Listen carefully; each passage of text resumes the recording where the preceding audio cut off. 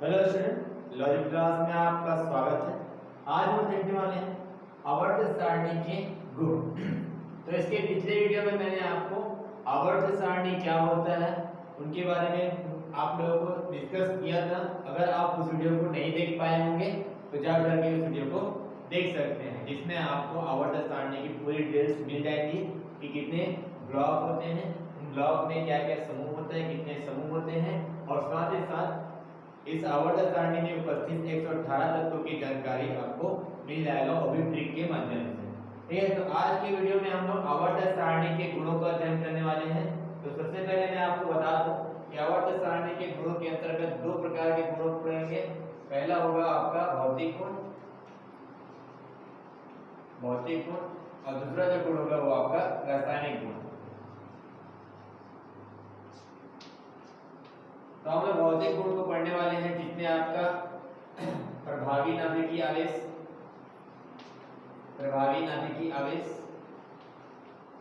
और आपके पास दूसरा परमाणु त्रिज्या के बारे में आज डिस्कस करेंगे। बाकी बहुत सारे आपके पास भौतिक गुण होते हैं, इसमें से हम आज दो ही को डिस्कस करने वाले हैं। सबसे पहला होता है आपका प्रभावी नाभिकीय आवेश और दूसरा होता है परमाणु त्रिज्या। परमाणु त्रिज्या जो होती है वो परमाणु आकार को आपको बताने के लिए जिम्मेदार होती है, ये परमाणु आकार। ठीक है, तो सबसे पहले हम लोग एक टॉपिक को और डिस्कस करेंगे, वो है आपका परिरक्षण प्रभाव। इस प्रभाव को पहले समझते हैं, फिर उसके आधार पर, इस परिरक्षण प्रभाव के आधार पर हम किसी आवर्त सारणी में उपस्थित तत्वों के भौतिक गुणों के बारे में पढ़ेंगे। तो सबसे पहले परिरक्षण प्रभाव को समझाने के लिए मैं आपको एक चीज बताना चाहूंगा। जैसे कि आपका ये क्या होता है, नाभिक होता है। नाभिक के चारों ओर क्या होते हैं, विभिन्न प्रकार के वृत्तीय कक्षाएं होती हैं। इन कक्षाओं में इलेक्ट्रॉन उपस्थित होते हैं। समझ लें कि मेरे पास इलेक्ट्रॉन इसमें है। अब क्या होगा कि नाभिक का एक प्रभाव होता है, इस पर इसके चारों तरफ उपस्थित कक्षाओं की पर उपस्थित इलेक्ट्रॉनों पर। किस प्रकार से नाभिक जो होता है वो आपका धनावेश होता है, ये आपका नाभिक है। नाभिक एक धनावेशित होता है क्योंकि इसमें प्रोटॉन उपस्थित होते हैं। प्रोटॉन भी आपका धनावेश होता है। तो ये जो प्रोटॉन के कारण नाभिक जो है अपना धनावेश, ये इसके चारों तरफ उपस्थित कक्षाओं में उपस्थित इलेक्ट्रॉनों के ऊपर एक प्रभाव डालता है, जिसे हम लोग कह सकते हैं परिरक्षण प्रभाव। ये परिरक्षण प्रभाव किस प्रकार से काम करता है, जैसे कि आप देख पा रहे होंगे, जो यहाँ पे इलेक्ट्रॉन जो कि अंतिम कक्षा में उपस्थित है, इस पर नाभिक का जो प्रभाव है वो बहुत ही कम है, क्योंकि नाभिक से उसकी जो दूरी है वो बहुत ही ज्यादा है। यहाँ पे इसकी जो रक्षा करने का जो काम कर रहा है, इस नाभिक से इस इलेक्ट्रॉन की जो आकर्षण बल लग रहा है उसकी रक्षा करने के लिए आपके पास दिखाई दे रहा होगा, यहाँ पे दो कक्षाएं यहाँ पे जिम्मेदार होती है, जो कि क्या कर रहा है, आपके अंतिम कक्षा के इलेक्ट्रॉनों को नाभिक से बचाव कर रही है, रक्षा कर रही है। इस प्रकार से देखा जाए तो नाभिक से अंतिम कक्षा के इलेक्ट्रॉनों को रक्षा करने के लिए अन्य कक्षाएं क्या करती है, उसकी आंतरिक कक्षाएं उसकी रक्षा करती है। तो इस प्रभाव को हम लोग परिरक्षण प्रभाव कहते हैं। इस परिरक्षण प्रभाव को हम शील्डिंग प्रभाव भी कहते हैं, क्योंकि शील्ड की तरह काम करता है। शील्ड मतलब ढाल, शील्डिंग प्रभाव भी कहते हैं। और इसको हम लोग स्क्रीनिंग प्रभाव भी कहा जाता है। तो इसको स्क्रीनिंग प्रभाव भी कह सकते हैं, क्योंकि ये सामने में स्क्रीन की तरह आपका ये जो बाकी जो कक्षाएं, आंतरिक कक्षाएं, ये स्क्रीन की तरह काम कर रही है। तो इसको हम लोग स्क्रीनिंग प्रभाव भी कह सकते हैं। और इसको एक और चीज नाम से कहा जाता है, वो है आपका आवरण प्रभाव। यहाँ पे जो आपका अंतिम कक्षा के इलेक्ट्रॉन जो कि एक कक्षा में उपस्थित है, बाकी जो आंतरिक कक्षाएं हैं ये आपकी एक आवरण की तरह काम कर रहा है। आवरण मतलब होता है आपका जो कवर किया गया है उसको बचाने के लिए एक दीवार की तरह, तो इसको आवरण प्रभाव भी कहा जाता है। इस प्रकार से चार नामों से जाना जाता है, जिसके बारे में आपको डिस्कस करते हैं। अगर आपको एक बार में बोला जाए कि परिरक्षण प्रभाव क्या है, वो होगा कि नाभिक द्वारा अंतिम कक्षा के इलेक्ट्रॉन को रक्षा करने के लिए आपके पास शेष आंतरिक कक्षाएं उसकी क्या करती है, उसके बचाव करती है। उसे कहा जाता है आवरण प्रभाव, स्क्रीनिंग प्रभाव, शील्डिंग प्रभाव या फिर परिरक्षण प्रभाव। ये हो गया आपका परिरक्षण प्रभाव क्या होता है। अब हम लोग गुणों को अध्ययन करेंगे। भौतिक गुण में सबसे पहले अध्ययन करने वाले हैं आवर्त सारणी की भौतिक गुण के अंतर्गत आपका प्रभावी नाभिकीय आवेश। इसको डील करेंगे। सबसे पहले मैं आपको बता दूं, इसको हम लोग जेड ई डबल एफ से निरूपित करते हैं, यानी कि जेड से निरूपित करते हैं, जहां पे जेड जो बता रहा है आपका नाभिकीय आवेश को बता रहा है, और ई डबल एफ का मतलब है आपका इफेक्टिव। इफेक्टिव का मतलब होता है प्रभावी। तो प्रभावी नाभिकीय आवेश को हम लोग जेड से निरूपित करेंगे। प्रभावी नाभिकीय आवेश को समझाने के लिए मैं आपको फिर एक परमाणु लेके समझाता हूँ। ये आपका होता है नाभिक, और ये आपके चारों तरफ उसके विभिन्न कक्षाएं होते हैं जिसमें इलेक्ट्रॉन उपस्थित होता है। इस प्रकार से यहाँ पे जो नाभिक है वो आपका धन आवेशित है। अतः धन आवेश होने के कारण ये इलेक्ट्रॉनों को, अपने पास के इलेक्ट्रॉनों को, वो चाहे दूर के इलेक्ट्रॉनों हो, कक्षा में उपस्थित इलेक्ट्रॉनों को अपनी ओर आकर्षित करने की क्षमता रखती है। यानी कि इस परमाणु के नाभिक के द्वारा चारों तरफ उपस्थित कक्षाओं में इलेक्ट्रॉनों पर लगाए जाने वाले आकर्षण बल के प्रभाव को हम लोग कर सकते हैं प्रभावी नाभिकीय आवेश। यहाँ पर जो इलेक्ट्रॉन आपके नाभिक के पास होगा, जो कक्षा जिसमें उपस्थित इलेक्ट्रॉन नाभिक के पास होगा, उस पर नाभिकीय आवेश ज्यादा होगा, और जो इलेक्ट्रॉन नाभिक से दूर होगा उस पर नाभिकीय आवेश कम होगा, क्योंकि जैसे जैसे दूरी बढ़ती जाएगी आपका नाभिक का जो प्रभाव होगा वो कम होते जाएगा। ठीक है, तो इसे कहते हैं प्रभावी नाभिकीय आवेश, और इसे हम लोग जेफ से निरूपित करते हैं, जे ई डबल एफ जेफ। ठीक है, तो ये प्रभावी नाभिकीय आवेश होता है। ठीक है, प्रभावी नाभिकीय आवेश जो होता है वो परमाणु के आकार के ऊपर निर्भर कर सकता है, या फिर कक्षा की संख्या के ऊपर। जैसे जैसे कक्षा बढ़ती जाएगी आपके परमाणु जो है बड़ा होते जाएगा, और परमाणु जब बड़ा होते जाएगा तो अंतिम कक्षा के जो इलेक्ट्रॉन होंगे, जो इसको बोलते हैं, वो आपका क्या हो जाएगा, उसकी दूरी बढ़ती जाएगी, तो उसके ऊपर नाभिकीय आवेश आपका कम होगा। ठीक है, तो अब हम लोग आते हैं परमाणु त्रिज्या को डिस्कस करते हैं। परमाणु त्रिज्या क्या होती है? जिस प्रकार से किसी वृत्त में उसकी त्रिज्या होती है, उसके केंद्र से उसकी परिधि की दूरी, ये आपकी परिधि होती है। केंद्र से परिधि की लंबवत दूरी को वृत्त की त्रिज्या कहते हैं। इसी प्रकार आपका जो परमाणु होता है वो भी आपका एक गोलाकार संरचना में होता है, वृत्तीय संरचना में होता है। इसके नाभिक होते हैं जो कि केंद्र की तरह काम करते हैं, जो कि धन आवेश होते हैं, और बहुत सारे इसके चारों तरफ क्या होते हैं, कक्षाएं होते हैं। तो जो अपना आखिरी वाला जो कक्षा है उसमें उपस्थित इलेक्ट्रॉन के मध्य की दूरी को आपको कहा जाता है उसका परमाणु त्रिज्या।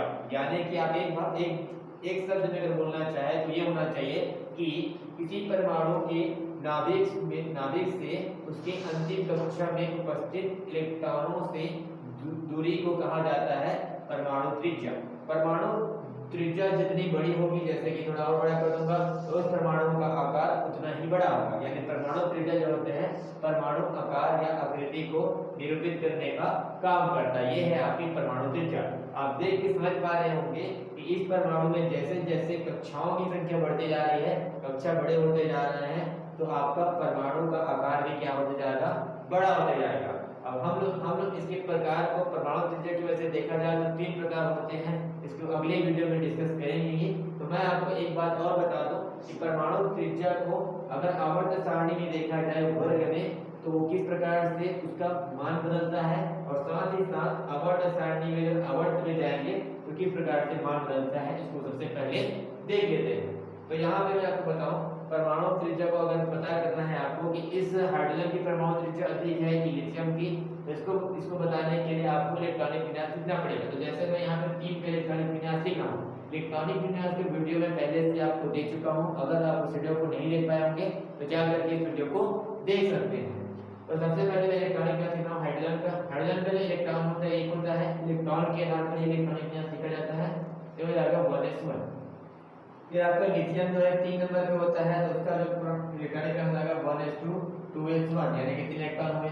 इसी प्रकार आपका सोडियम का लिखा जाए तो 11 इलेक्ट्रॉन इसमें होते हैं, तो 1s2 2s2 2p6 10 इलेक्ट्रॉन हुए, और ये 3s1 इस प्रकार से। तो मैं बाकी का नहीं लिख रहा हूँ, लेकिन इससे अंदाजा लगा सकते हैं कि यहाँ पे देखा जाए ये आपकी कक्षा की संख्या को बताती है, ये आपकी कक्षा की संख्या को बताती है। जैसे इसमें अगर देखा जाए तो एक नाभिक होगा और इसमें एक कक्षा उपस्थित होगा। ठीक है, इस वाले में देखा जाए तो आपके पास 2 कक्षा है, एक नाभिक होगा और एक कक्षा एक कक्षा ही। तो इसमें अगर देखा जाए तो आपके पास 3 कक्षा नजर आ रहे होंगे, एक प्लस हो जाएगा, एक कक्षा बना जाएगा, दूसरी कक्षा, फिर तीसरी कक्षा।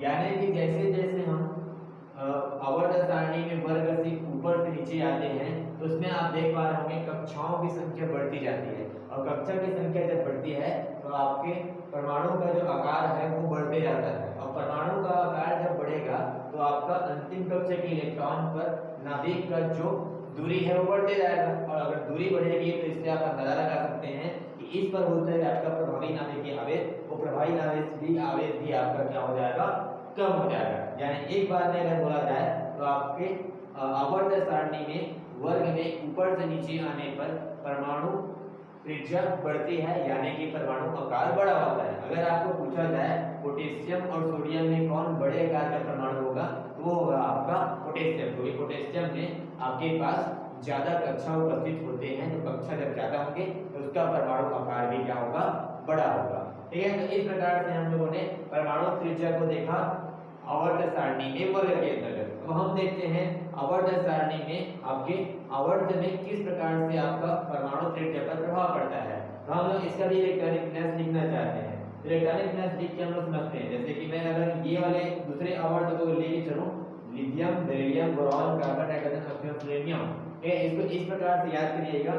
ये है आपका लीबे, ये है आपका बकनोफनी करके याद रख सकते हैं। तो इसमें हम लोग देखते हैं कि परमाणु त्रिज्या पर क्या प्रभाव पड़ता है आवर्त में। तो मैं इस दूसरे आवर्त को लेके चल रहा हूँ। लिथियम का मैंने इलेक्ट्रॉनिक विन्यास लिखा था, बेरिलियम का लिख रहा हूँ, ये हो जाएगा 1s2 2s2। ठीक है, बोरॉन का हो जाएगा आपके पास 5 नंबर पे आता है, तो इसका 5 इलेक्ट्रॉन होंगे, तो 1s2 और 2s2, और आपके पास हो जाएगा 2p1, तो ये 5 इलेक्ट्रॉन हो गए। कार्बन का अगर देखा जाए तो इसका हो जाएगा 1s2 2s2, 6 इलेक्ट्रॉन होते हैं, तो 2p2 हो जाएगा, 6 इलेक्ट्रॉन होंगे। नाइट्रोजन का इसी प्रकार 1s2 2s2 और 2p3 हो जाएगा, 7 इलेक्ट्रॉन हो जाएंगे। तो इस प्रकार से आप देख पा रहे होंगे इलेक्ट्रॉनिक विन्यास को लिखते हुए आपके पास जो कक्षा की संख्या है वो समान है। जैसे कि इसमें 2 कक्षा आपको नजर में आ रहा है, इसमें 2 कक्षा नजर आ रहा है, इसमें भी अंतिम आपको 2 ही कक्षा नजर आ रहा है, इसमें 2 कक्षा, इसमें 2 कक्षा। इस प्रकार इस चूंकि द्वितीय आवर्त में उपस्थित है, इसलिए इसमें अधिकतम कक्षा की संख्या जो होगी वो 2 होगी। यानी आपके पास एक नाभिक होगा और नाभिक में एक कक्षा लिया और दूसरी कक्षा, यानी सभी का आकार देखा जाए इसके आधार पे तो बराबर दिख रहा है कक्षा के आधार पे देखा जाए तो। लेकिन यहाँ पे ऐसा नहीं है, यहाँ पे आकार आपका कम होते जाता है। किस आधार पे? अगर हम प्रोटॉनों की संख्या निकाली जाए, प्रोटॉनों की संख्या देखा जाए, प्रोटॉन की संख्या कैसे निकालते हैं, उसके परमाणु क्रमांक को देख करके। जैसे इसमें 3 प्रोटॉन होंगे, इसमें 4 प्रोटॉन होंगे, इसमें 5 प्रोटॉन, इसमें 6 प्रोटॉन, इसमें 7, इसमें 8, इसमें 9, इसमें 10। ठीक है, तो इस प्रकार से आप आवर्त में जाएंगे तो प्रोटॉनों की संख्या में वृद्धि होती है। और प्रोटॉन आपका नाभिक में उपस्थित होता है। अब प्रोटॉन अगर नाभिक में उपस्थित है यानी उसका नाभिकीय आवेश ज्यादा है, और नाभिकीय आवेश अगर ज्यादा होगा तो मजबूती से आपके अंतिम कक्षा के इलेक्ट्रॉन को आसानी से खींच सकता है, जिससे आपका परमाणु क्या होते जाएगा, छोटा होते जाएगा। तो हम कह सकते हैं कि आवर्त सारणी में उसके आवर्त में बाएं से दाएं चलने पर आपके प्रोटॉनों की संख्या में वृद्धि होती है। नाभिक में प्रोटॉनों की संख्या अधिक होने के कारण उसका नाभिकीय आवेश ज्यादा हो जाता है, प्रभावी नाभिकीय आवेश। प्रभावी नाभिकीय आवेश जब ज्यादा हो जाएगा तो अंतिम कक्षा के इलेक्ट्रॉनों को आसानी से खींच सकता है, जिससे परमाणु का त्रिज्या क्या हो जाएगा, छोटा हो जाएगा। तो देखा जाए तो परमाणु की त्रिज्या छोटी हो जाएगी, और परमाणु की त्रिज्या छोटी हो जाएगी तो परमाणु आकार भी आपका छोटा हो जाएगा। हम कह सकते हैं कि इसमें परमाणु अगर आवर्त में चले तो पहले बड़ा था, फिर उससे छोटा प्राप्त होगा, फिर उससे छोटा प्राप्त होगा, है छोटा छोटा करके आपका प्राप्त होने वाला है। ठीक है, तो बाएं से दाएं चलने पर आपका होता है बड़े से छोटा होते जाता है, और ऊपर से चलने पर छोटे से बड़ा होता जाता है। तो ये बात को याद रखिएगा। एक बात और याद रखिएगा कि आपका प्रभावी नाभिकीय आवेश और परमाणु त्रिज्या में एक संबंध है। जैसे कि परमाणु त्रिज्या आपकी ज्यादा होती है तो नाभिकीय आवेश जो होता है वो कम हो जाता है, क्योंकि नाभिक से अंतिम कक्षा के इलेक्ट्रॉनों की दूरी बढ़ जाती है। तो हम कह सकते हैं कि जो आपका प्रभावी नाभिकीय आवेश होता है, प्रभावी नाभिकीय आवेश ये उल्टा होता है किसके, परमाणु त्रिज्या के। तो उसको बोलते हैं व्युत्क्रमानुपाती, परमाणु त्रिज्या के व्युत्क्रमानुपाती होता है। इस बात को याद रखिए। ठीक है, यानी कि जिसकी परमाणु त्रिज्या अधिक होगी, जैसे इसका है, तो उसका नाभिकीय आवेश क्या हो जाएगा, अंतिम इलेक्ट्रॉन के लिए कम हो जाएगा। तो ये एक दूसरे के विपरीत चलते हैं। यानी ऐसा भी कह सकते हैं कि जिसका प्रभावी नाभिकीय आवेश अगर ज्यादा होगा तो उसका परमाणु त्रिज्या क्या होगा, कम होगा। तो आज के वीडियो में हम लोगों ने बस इतना ही डिस्कस करेंगे, परमाणु त्रिज्या के बारे में डिस्कस किया, साथ ही साथ प्रभावी नाभिकीय आवेश क्या होता है उसके भी डिस्कस किया। ठीक है, अगले वीडियो में हम लोग क्या करेंगे, परमाणु त्रिज्या के प्रकारों का अध्ययन करेंगे, साथ ही साथ और विभिन्न प्रकार के भौतिक गुणों का भी अध्ययन करने वाले हैं। तो अगले वीडियो के लिए इंतजार करें, और अगर आपको यह वीडियो समझ में नहीं आया होगा तो आप इस वीडियो को रिवाइंड करके देख सकते हैं। धन्यवाद।